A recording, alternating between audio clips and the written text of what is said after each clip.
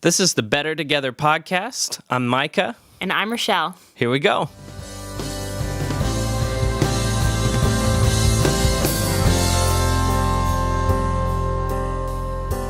Hey, everybody. Welcome to episode 26. That's right, 26. I think this makes us officially at 6 months of podcasting. That is really, really cool and a lot of podcasting. Yeah. My legs are tired. From sitting. You don't know what I'm doing. You can't see me. I can literally see you. Okay. Today we are going to be talking about zone defense. Zone defense. This is so good. Yeah. How having 3 or more children can change everything. And we're going to have some fun. That's the truth. We really are. We're going to offend some people, I think. I love that. I was like, I'm not going to. So what are you going to say? All I could think is like only the people who are easily offended. And then my brain went, okay, so yeah, we really are. Because that's like everybody right now. Not me. All right. Hey, but real quick before we roll, if you are driving, stop. Put, what is the pedal called? The stop pedal. The brake? The brake. Podcast moment.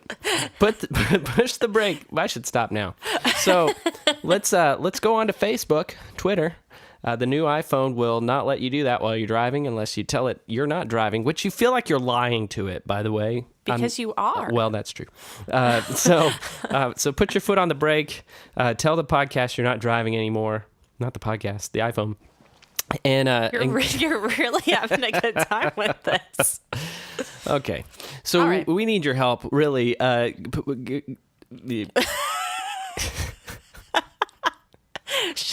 We need your help, seriously, getting the word out about our podcast. We have loved seeing all the growth that is happening every month. And we are, as Rochelle said, we are 6 months into this, and we're seeing more and more happen. In fact, we started on Easter Sunday of this year. So we are 6 months in, and we love getting the emails and getting to hear from people. But we want to continue to see this podcast grow. And the only way to do that is through your help. Because we could buy ads, but who wants to hear our version of what we look like without hearing what you guys say we sound like? Does that make sense? No. Not Okay, at all. good. Go on Facebook or Twitter and make sure that you send our show out. Okay, that'll help us a lot. Yes, thank you.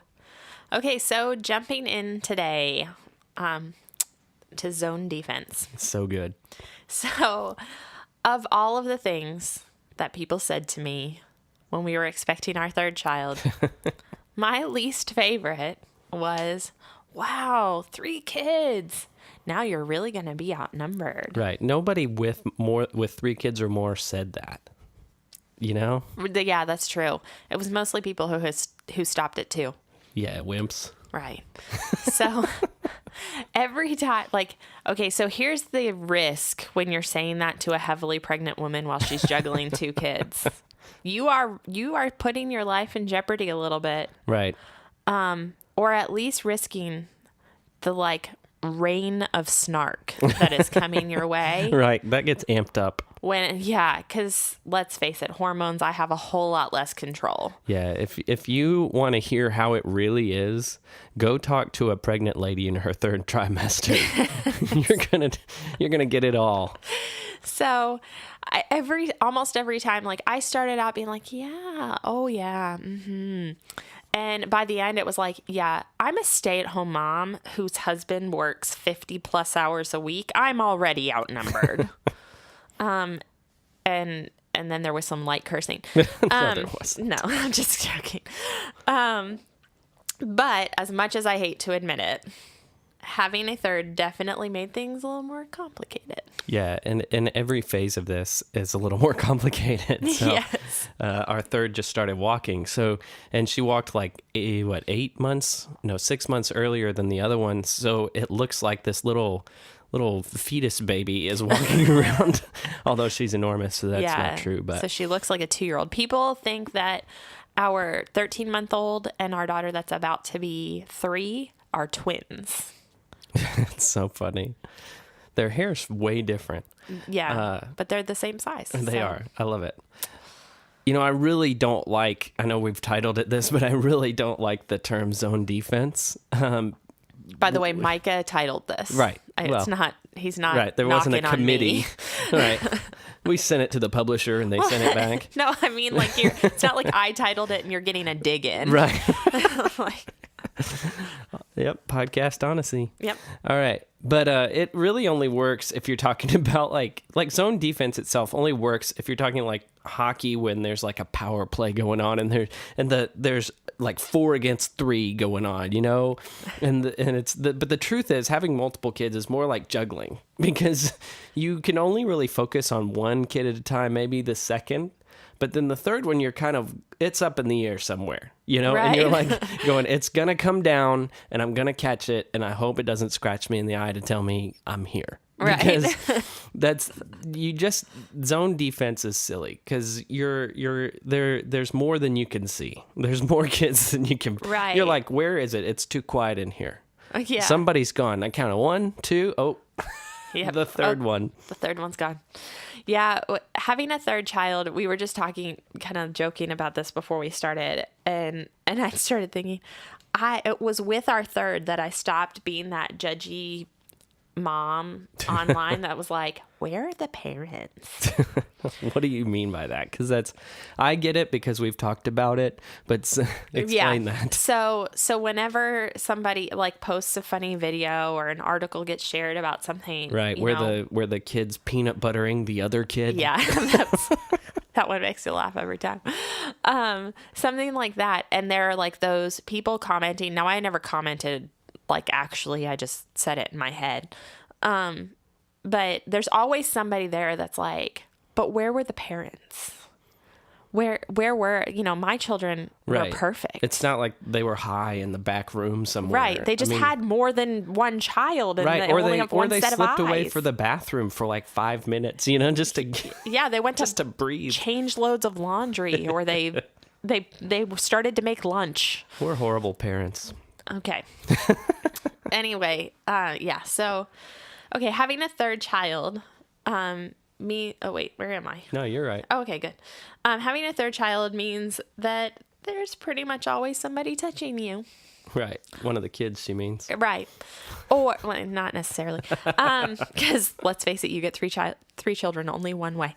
But they're having those. That's not true. You don't get 3 children only one way. Sorry, people. Anyway, there's always a child touching you, or there is often more than one child touching you because one of them is fighting as hard as they can to get away from you. And because I grew up as an only child, I do have a half brother who is 13 years younger than me, and we've never lived together. So I was an only child, kind of by default there. But so having 3 kids is like constant sensory overload for me. It's one of the things that I kind of fight through. And, again, before we started recording, we were talking about some stuff going on with our son. And I was like, I've maybe had the wrong expectations about how he should just sit and be quiet. Right. Hands on knees, buddy. Right. Mouth closed. So, we're working to correct me in that and help him get some more activity. But I'm like constantly on sensory overload. And because of that fighting to get away thing, our toddler, our 13-month-old, has recently started this really fun thing where she throws her body as hard as she can when she wants to get away from you. It's really fun. And yesterday, while our son was getting a haircut and she was trying to take all of the bottles off of the shelves, I stopped her and was holding her, and she repeatedly threw the back of her head into my chest over and over again. It didn't feel so great. But then this morning, she was trying to get to my coffee, and I held on to her, and she headbutted me in the face. So it looks like I cross-checked her with my hockey stick. It really does. I've got a nice What's really beginning of a cool too is Shiner. we're going on a trip, so there will be pictures inevitably, and Yeah. it's Every year, they're gonna they'll- be on every grandparent's wall. Right. Mike is pulling out his New Jersey accent there. He's just getting prepared. And 2 years ago when we went on this trip, I was on an antibiotic and I got like that sun sensitivity thing Right. and had a rash all over my body. She looked So like the one from the Willy Wonka. yeah, I really did. was Like awesome. it was so I don't have a good track I record. remember when we went to the doctor for that, and the doctor looked at you and went, "That looks profound." I'll never use that word any other way. Yeah. Oh, fun times. So one of the things that that I wanted to know, and that I've kind of found out about what's it like to continue to have, when you have multiple kids, you love the first one. How are you going to love the second one and not dislove, if that's a word, or unlove, or, how are you going to spread the love to your kids? And what I've found over time is that really your heart grows to kind of meet the needs of each of them. So when we had 3, it was like, oh boy, how am I going to do this? Well, your heart grows again. So like you can love as many as you got, I think. Yeah. But the truth is your time is not, it doesn't grow. It's very specific to where you're at. And so you're not going to be able to be in 3 places at once. And so while your heart grows, you're really only, able to be with your kids specifically as you choose. Mm-hmm. And you have to be very intentional about that. Yes. And if you treat your time like a resource, you can allocate it. But if you if you're haphazard with it, you'll give one too much and not enough to the other. And there are signs, like we'd say, for our boy, our discussion we were having was about how he needs just time with us. Mm-hmm. And so he kind of has thrown out that feeler to us, and we figured it out. But that time element is important. So the love is something that you somehow, it's like the Lord's love. How is that possible that he could love all of us? Well, it's something that's not, that's infinite, whereas time is not. Mm-hmm. Definitely. So Micah laughed at this one, but making food for 3 children is a full-time job. In meal making alone, I can fill our day. Especially if we're really trying to like be healthy and Right. feed them She's churning butter. balanced meals. Yeah, I often churn butter. I have, in all honesty, Micah hasn't quite thrown in the towel on this one yet, but in complete honesty and not even being funny, I've basically given up on having like a clean and tidy house. Yikes. That doesn't mean that I don't do it, but I've given up on the idea that everything's going to be clean at one time, because I just, no matter what you're talking about, adding a 3rd child makes all of your household tasks, remarkably more intense. I was shocked at how, like, just getting laundry complete for 5 people. I remember when it was just Micah and I, and it was like, wow, I'm really behind on laundry. I have like 3 loads. I don't know how these kids can produce as much laundry as they do. Well, when you have a little 3-year-old diva. Right, who dresses herself 7 or 8 times a day. Right. Literally, not joking. Right, yeah. And then our little boy who comes home and throws off his school clothes, gets on new clothes, then puts stuff on that. Then we ask him to change. He would never change if... Right, yeah. He has hit the stage where I have to be like, okay, we took a bath. You didn't put your old underwear on, right? Right.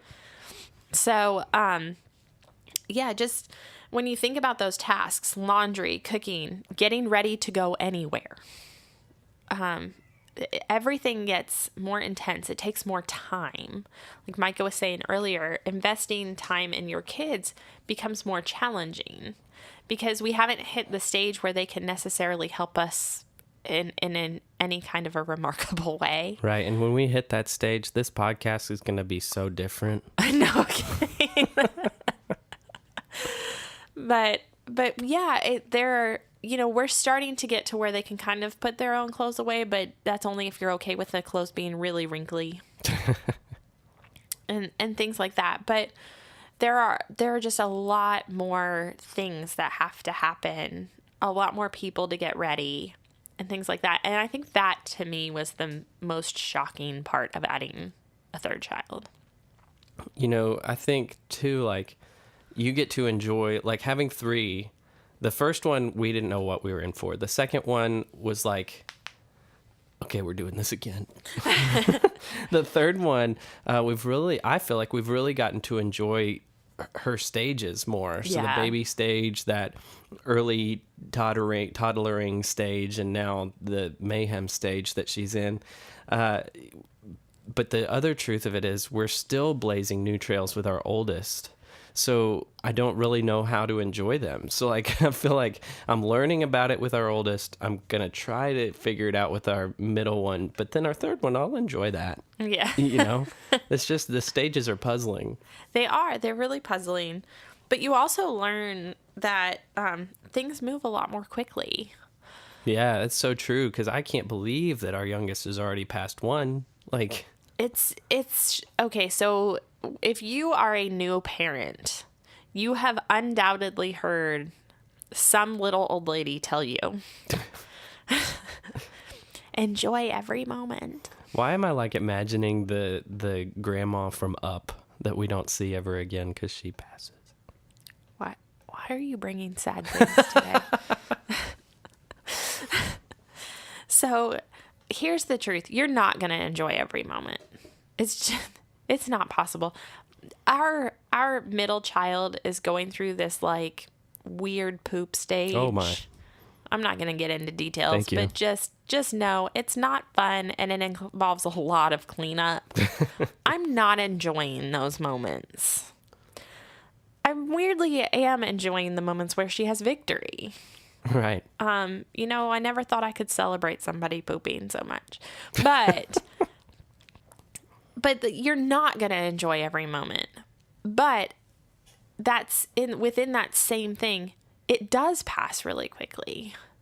And kindergarten for me has put that into perspective. I'm starting to learn more, I think, through our first, what is actually important.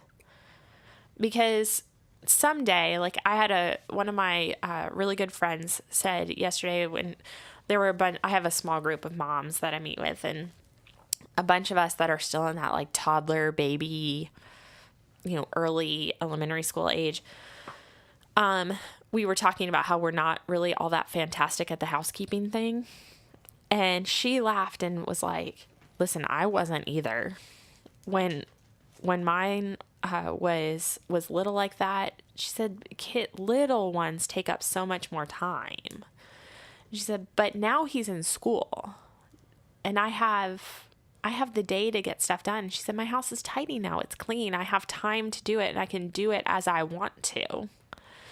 And she said, those days, you feel a lot like you're not doing very good with things. She said, but it's just a season and it passes really quickly.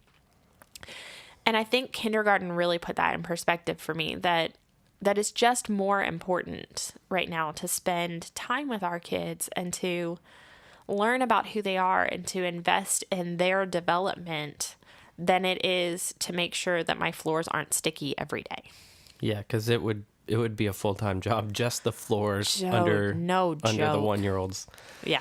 One of the things that people, in fact, they told Rochelle this week was, we have 3 kids, and they said, you only make one kind. Yeah.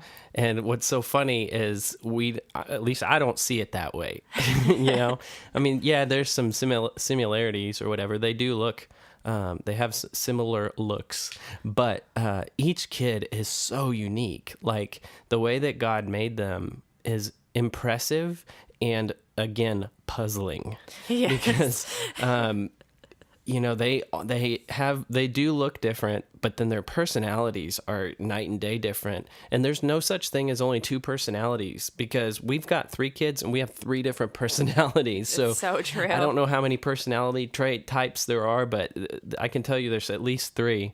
But what we've learned really, really quickly is that you cannot treat them all the same. The truth is, if your kids are bunched up together, you might be trying to treat them the same. But if they were 15 years apart, you would never do that. Because why would you? Things would have changed, life would have changed, lots of stuff. But really, you're really to parent the child to what their needs are going to be. And granted, there are going to be house rules, and I get all of that. But each kid's needs are going to be different. And it's a wonderful job to try and figure out what those are and to meet them. Yes. And, I remember when I was on staff at the church that we attend, that we learned about different personality types in dealing with kids, because I was on staff in the children's ministry at the time. And one of the things that somebody pointed out was that if you take a child who is emotionally driven, a reward for them is a hug, and you make that the way that you treat all children, then that child who's more energetically driven, but who, like, a hug for them is being restrained. When you think that you're rewarding that child with a hug or whatever, you're telling them good job, and then you give them a hug, that for them feels like a punishment. Yeah, I watched, I watched at Liam's school this week. They do this thing for when it's your birthday week. You have to come up to the front of the whole school and have people sing to you, or you sing. I don't know. They sing to you happy birthday in English and then in Latin. Okay? So you have to stand there for like what I have to feel like feels like 25 minutes. It's probably 35 seconds, but my personality says I would be sick that week. But there are other personalities go, I can't wait for birthday week. Just not me. Yeah. For the record, they do allow kids to opt out of standing in front if they don't want to. Oh, I didn't know that. Yes. Well, that's what I would have done. Yeah. Or been sick, which is funny because I even was with somebody, told them that, and they're like, dude, you sing and play music in front of thousands of people. How do you do this? I'm like, dude, those are by my own plans, man. This is mayhem at once. There's nothing but there's nothing like someone singing happy birthday to you in Latin. Right. That means mayhem. Nothing means mayhem more than that. Okay. Well done. So, one of the other things, while learning what your children need, that you have to parent each child, not necessarily in a hugely different way, but that their needs are going to be different. You also need to learn that discipline is really important. We have 3 kids, and as Micah stated earlier, we haven't multiplied time. Like, our day is still only 24 hours. And when we look back on when we were parenting just one child, we often focus, and I think this is kind of true across the board for most parents, at least most Western parents. We often focus on the places where we feel like our parents failed us. And I don't mean like a gross failure here. I just mean like I could have used more of this thing in my life. Like, for me specifically, I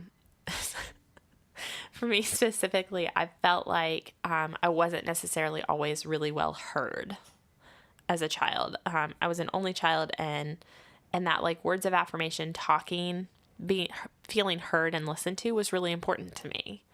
And there were times when I didn't really feel that. Not a gross negligence here, okay? I still felt loved. Right. So she feels like, that our kids need to feel heard.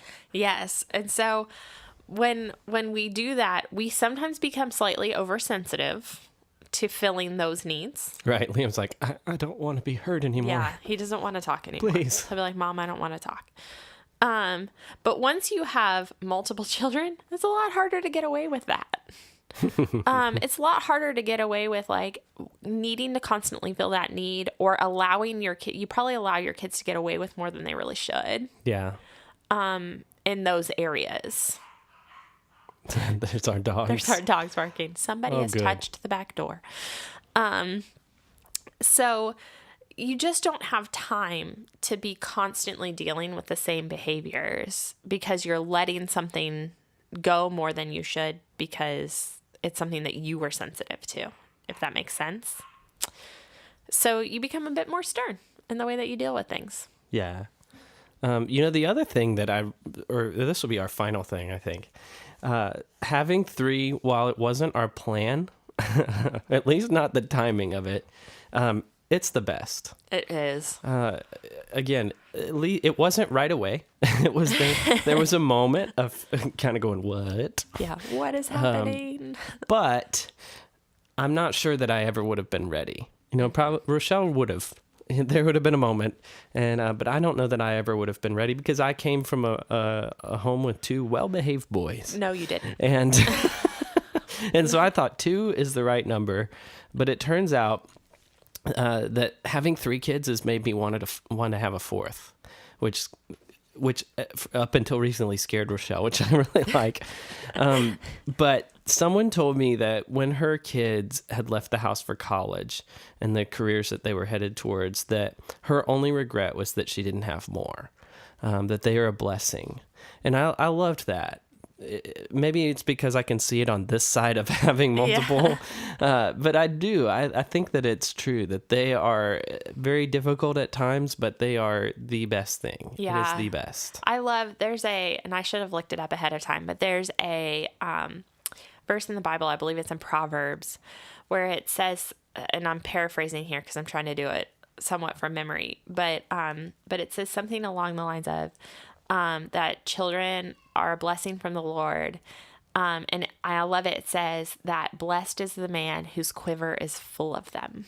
Yeah. What a weird way of saying that. I love that. But it's true. Okay, so I love it. Here's why I love it. Because as Christian families, if we believe that we're better together for the kingdom than we are apart, then when God calls us together and he calls us to have children, he's created a mission field within your home. True. Your job is to raise those children with those values, with that understanding. And I think it was Priscilla Shirer, who said that when God interrupts your life, and believe me, children are an interruption to your life. When he interrupts your life with something good, when it's his divine intervention doing that, suddenly you get to march around the walls of Jericho, and those walls will crumble without you ever firing a shot. And so if Micah's quiver is filled with children and he is raising them the way that God needs him to, those children are those feet marching. We never need to fire a shot. They are, for lack of a better way of saying it, they are the best weapon for the kingdom.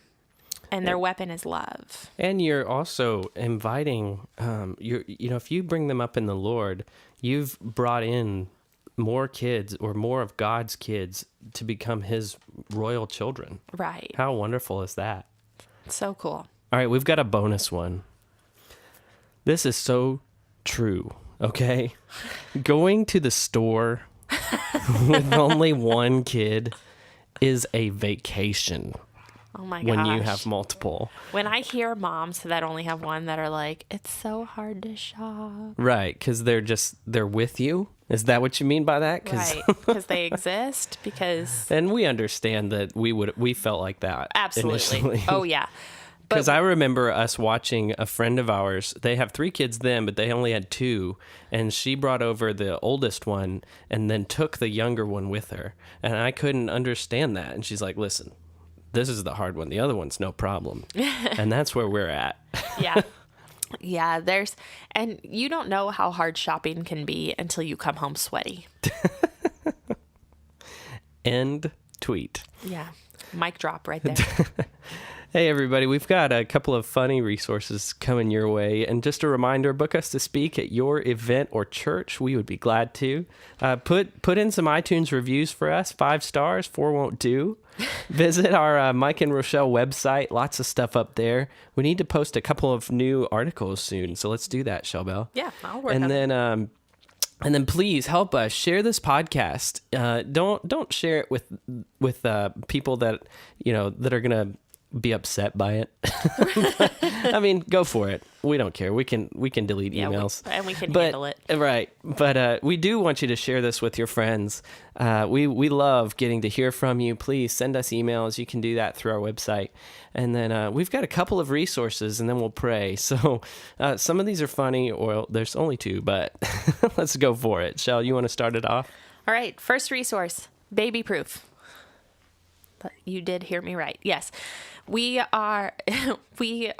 believe in baby proofing. There are some families out there that don't believe in baby proofing, and what does that mean? You are the baby proofing. You follow your kid around and gotcha. Okay, so that only works if you have less than 3 children. So if you were against baby proofing in the first and second round, it'll probably save you both your and your children's lives. In the third round, because the truth is your eyes can only be in one place. And the third one, for some reason, is more adventurous. Well, ours is. That doesn't mean everyone. Oh, is that right? Yeah, what's true for us isn't always true for everybody. See, that's not how I live my life. that truer words, babe. Truer words. So yes, we highly recommend baby proofing. And playpens. Last resource. Never thought I would say this in my entire life. It made me cry. A minivan. Yes. It's so much. It's so a minivan. We never would have guessed it. But what an ingenious invention for having little kids. And we're blessed. We got this minivan where the doors open themselves. It's like the future, like a button. But we're now to the point where, and some of you are so past this, but we're to the point where one of our kids can buckle himself in, and every time we hear the click, like tears roll down our eyes in happiness. One more, we don't have to buckle in. It's so funny. But there are so many things that you don't know that you are going to enjoy, or that you've sworn off for many years than when you get outnumbered, as they always told us, that you will enjoy. Yeah. 3 car seats, they just won't fit in the back of a Mustang. So seriously, if you have kids, it doesn't matter the number. You're blessed. The Lord has done great work for you. And if you're trying or having trouble, God bless you. We pray that you'll be able to do what you're hoping. Yes. And if you've ever adopted or something like that, we were proud of that. Yes. That is not something outside of our realm at this point. We're still praying about it. So, but let's pray. Lord, I thank you so much that, again, the family was your idea, that you called it to being, and I pray that you would anoint these homes, Lord. The people that are listening would hear, that your spirit would be close and watch over the rest of their day. May their families grow together. Lord, may they help to learn how to meet the needs of their kids if there's anything that's lacking. And I pray that the kids would respond in kind, Lord. They would recognize that they have wonderful parents that love them, and that would help them to grow into wonderful people, wonderful adults. And we thank you for the time that we've had. Watch over every part of our weeks ahead. In Jesus' name, amen. Amen. All right, we will see you next week.